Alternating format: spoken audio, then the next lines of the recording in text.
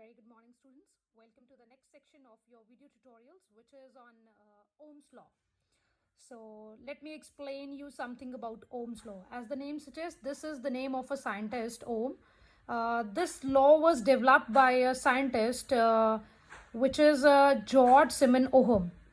He basically studied the relationship between potential difference and electric current across a conductor. He took a conductor and he wants to find out a relation between the potential difference and electric current. Actually, he wants to know if he'll increase the potential difference, then what will happen with the current, or if he'll decrease the potential difference, what will happen to the current, whether it will increase or decrease. So in order to know all these questions, he developed the law.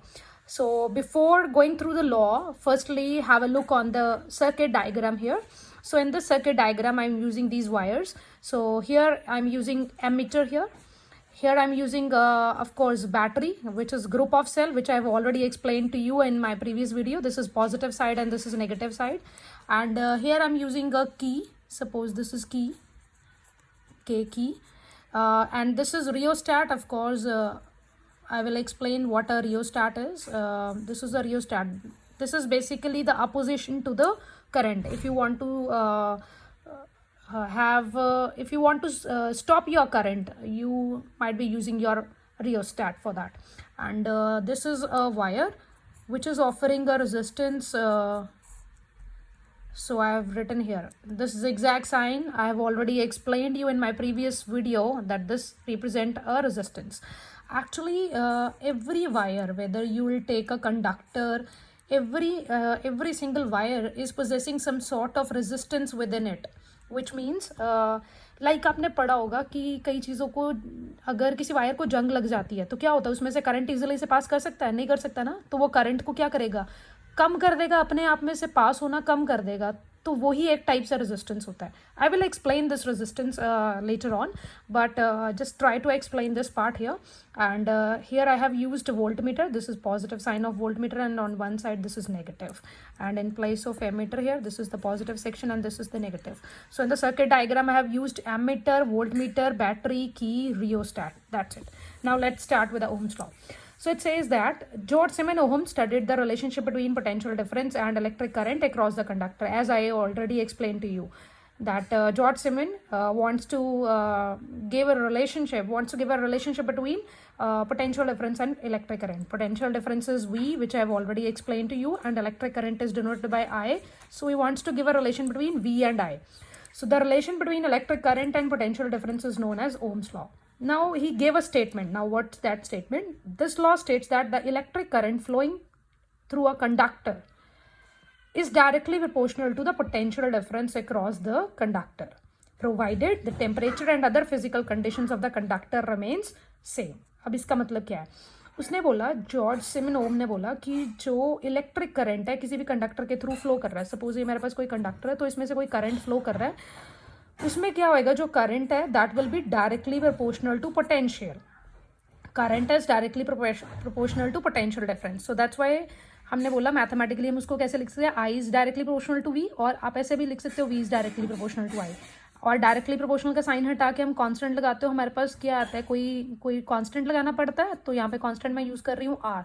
So your result will become V is equals to I R और R I whatever, and here R is a constant.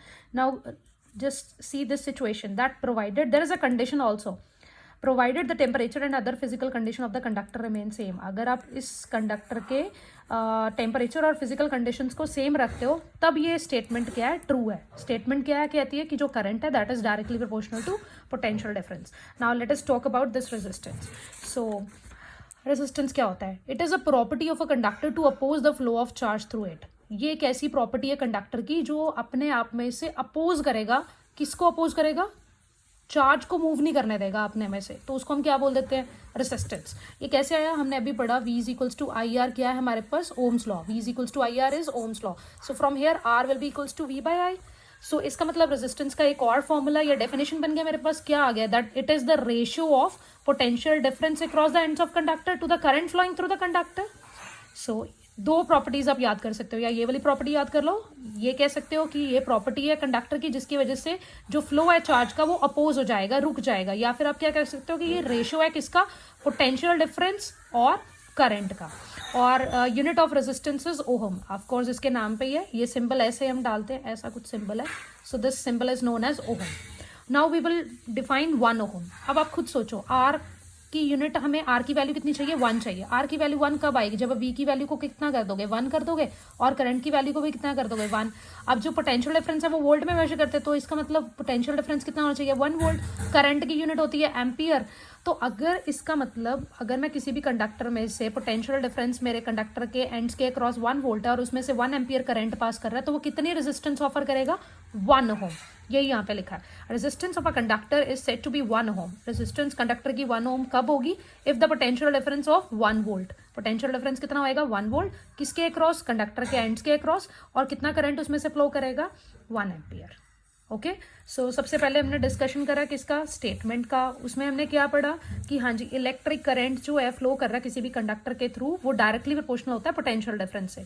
और वहां से result आ गया कि जो we है वो किसके इक्वल आ गया, आई आर, क्योंकि डायरेक्टली प्रोपोर्शनल का साइन हटा के हमने कांस्टेंट यूज करा, वो कांस्टेंट की वैल्यू कितनी है, आर। एंड नेक्स्ट हमने देख लिया कि रेजिस्टेंस क्या होता है, उसके बाद ये डिफाइन कर दिया। अब हमारे पास आएगा ग्राफ। अब हम 2 टाइप के ग्राफ प्लॉट करेंगे।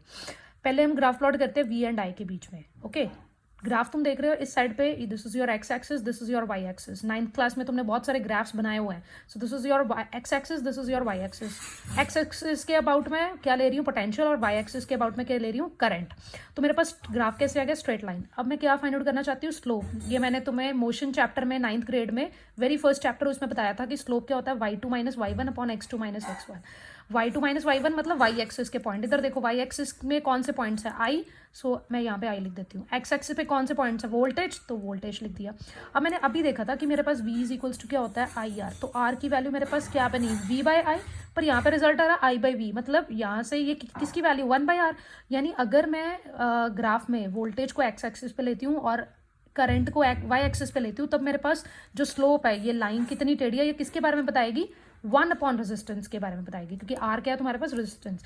बट अगर मैं वाई एक्सिस पे वोल्टेज लेती हूँ, आई जो है उसको एक्स एक्सिस पे लेती हूँ करंट को, तो स्लोप का फॉर्मूला लगाती हूँ, तो वी बाई आई बनता है, विच इज बेसिकली आर। तो तुम याद रखोगे कि जब तुमने ड्रॉ करना है ग्राफ, पेपर में ग्राफ किसी भी तरीके से पूछ सकते हैं, कि अगर पेपर में ये वेरी शॉर्ट क्वेश्चन भी आता है कि what does I V graph explain और what does V I graph explain. तो अगर आई वी ग्राफ है तो ऑफकोर्स 1 बाई आर एक्सप्लेन हो रहा है, और अगर वी आई ग्राफ है तो आर, आपको रेजिस्टेंस के बारे में पता लग रहा है। नेक्स्ट एक सेक्शन है, अब पेपर में एक क्वेश्चन आता है कि कौन कौन से फैक्टर्स पे ये जो तुम्हारी रेजिस्टेंस है वो डिपेंड करती है। रेजिस्टेंस सबसे पहले आप याद रखोगे, डिपेंडेंस किस पे होती है, लेंथ पे। अगर लेंथ कंडक्टर की लेंथ ज़्यादा है तो रेजिस्टेंस पे वो क्या करेगा, ज़्यादा ऑफर करेगा। अगर छोटा है तो कम ऑफर करेगा। That means resistance is directly proportional to length. So that's why it's written here, more the length of the conductor, more it's a value of resistance. Second point, area के क्या होता है, ये इनवर्सली प्रोपोर्शनल। अगर area ज़्यादा है तो resistance क्या होएगी, कम होएगी। ओके, इनवर्स रिलेशन है। So the resistance of a thin wire is more as compare to the thick wire. Third point किस पे डिपेंड करता है, resistance on, dependence on nature of material. Okay, आप कौन सा मटीरियल यूज कर रहे हो। जैसे एग्जाम्पल कॉपर की है, लेस रेजिस्टेंस होती है एल्यूमिनियम से। और फोर्थ पॉइंट है, किस पे डिपेंड करता है, ये टेम्परेचर पे। तो इन सारे पॉइंट्स को मैं कंबाइन करके एक रिजल्ट बनाती हूँ। सो यहाँ पे लिखा भी हुआ है, resistance of conductor increases with the increase in temperature. कैसे, वो एक्सप्लेन भी कर देती हूँ मैं। कई बार यही सिंपल 1 मार्क में क्वेश्चन में आया हुआ है पेपर में, कि जो रेजिस्टेंस है वो इंक्रीज क्यों करती है टेम्परेचर के इंक्रीज करने से। So you will write, with the increase in temperature the kinetic energy of electrons in it increases and they move fastly, which leads to collision of electrons and this opposes their flow and the resistance increases. अब मैं इसको दोबारा explain करती हूँ। Suppose तुम्हारे पास ये resistance है, इसके कंडक्टर है, इसके अंदर बहुत सारे फ्री इलेक्ट्रॉन्स पड़े हुए हैं, बहुत सारे फ्री इलेक्ट्रॉन्स। अब जब तुम इसको हीट करते हो, इसका टेम्परेचर इंक्रीज करते हो, ये सारे इलेक्ट्रॉन्स भागने शुरू कर देते हैं। जब ये भागते हैं तो एक दूसरे के बीच में जाके लगेंगे, मतलब कोलिजन होगी। अगर एक दूसरे को हिट करेंगे तो टकराएंगे, तो कुछ देर के लिए रुक जाएंगे। तो अगर इलेक्ट्रॉन्स ये रुक गए, क्योंकि करंट क्या होता है, इलेक्ट्रॉन्स का मूव करना, या यू कैन से चार्जेस का मूव करना। अगर चार्ज ही नहीं मूव करेगा, चार्ज ही रुक गया, तो कोई करंट फ्लो नहीं करेगा। अगर कोई करंट फ्लो नहीं कर रहा, दैट मीन्स वो क्या ऑफर कर रहा है, फिर रेजिस्टेंस। रेजिस्टेंस यही तो होती है, करंट को रोकना। तो इसका मतलब जब तुम टेम्परेचर इंक्रीज करते हो, ये इलेक्ट्रॉन्स की काइनेटिक एनर्जी बहुत ज़्यादा इंक्रीज हो जाती है, जिसकी वजह से इनकी कोलिजन होती है और ये मूव नहीं करते और ये अगर मूवमेंट नहीं करेंगे तो तुम्हारा करंट क्या हो जाएगा, स्टॉप कर जाएगा। अब जो मैंने यहाँ पे पॉइंट्स बताए थे मैं उसको सबको जॉट डाउन कर रही हूँ। पहला फर्स्ट पॉइंट मैंने बताया था R is directly proportional to length, second point R is inversely proportional to area. अगर मैं ये दोनों पॉइंट्स को कंबाइन करती हूँ तो I can write R is directly proportional to L by A. अब डायरेक्टली प्रोपोर्शनल का साइन हटा के कॉन्स्टेंट लगाना, यहाँ पे मैं कॉन्स्टेंट एक नया सिंबल यूज कर रही हूँ, ये तुमने 9th ग्रेड में यूज करा हुआ है, जिसको हम डेंसिटी बोलते थे, बट यहाँ पे डेंसिटी नहीं बोलेंगे, यहाँ पे सिंबल का नाम है रो और इसको बोलेंगे स्पेसिफिक रेजिस्टेंस या फिर रेसिस्टिविटी, स्पेसिफिक रेजिस्टेंस और resistivity. I will explain what this is now. अब यहाँ पे देखो मैंने एक एक्सप्रेशन लिखा हुआ है, मैंने लिखा अगर तुम्हारे पास एल की वैल्यू को मैं क्या कर दूँ यहाँ इस इक्वेशन में 1 और ए की वैल्यू को 1 कर दूँ, करके देखो यहाँ पे 1 यहाँ पे 1, तो यहाँ पे रिजल्ट क्या बन जाएगा, R is equals to rho 1/1, that means R is equals to rho क्या थी मेरे पास, रेसिस्टिविटी। इसका मतलब जो रेसिस्टिविटी है वो क्या बन गई तुम्हारे पास, एक टाइप की रेजिस्टेंस है, because rho is equals to R, मतलब resistivity is equals to resistance. कब, जब तुमने लेंथ क्या ली थी कंडक्टर की 1 और एरिया कितना लिया था 1, तो इसका मतलब डेफिनेशन क्या बन गई, resistivity is defined as the resistance of a conductor of unit length, unit मतलब 1 length and unit area of cross section.